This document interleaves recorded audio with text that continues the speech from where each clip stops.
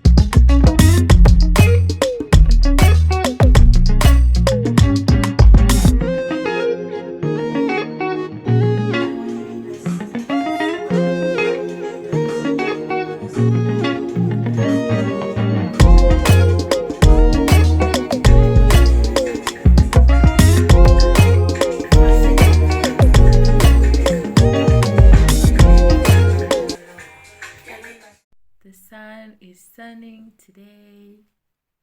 I'm sun kissed. Anyways, hi guys. So I just took a quick nap. Okay, it wasn't quick. It was like a 2 hour nap. Sundays are usually like that. Like, don't tell me you guys don't sleep on Sundays. Sundays are just way lazy days. You go to church, come back, just eat. You just don't have anything much to do. So in the morning, I made some breakfast which I shared with you guys. It's a simple potato omelette recipe with some sausages and some mango salsa.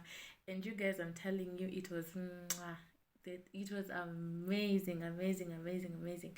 So if you're looking into just renewing your breakfast, taking it to a whole other level, that's the recipe for you. You should actually try it. So I made that in the morning, and then now I'm just I actually want to make dinner. I want to prep dinner. So yeah, so I want to take you guys with me. I want to show you what I'm making. So I have some fish fillet. I want to make what is it called? I want to make fish mshikaki. So I'll be taking you guys with me. So I'll be shooting for both Instagram and YouTube, which is usually very challenging, but I said this year sitawacha nyi watu wa YouTube nyuma. I will shoot that video for you guys as well, so you guys can see. But if you don't follow me on Instagram yet, please do follow me. I also do recipes on there, for those who don't know.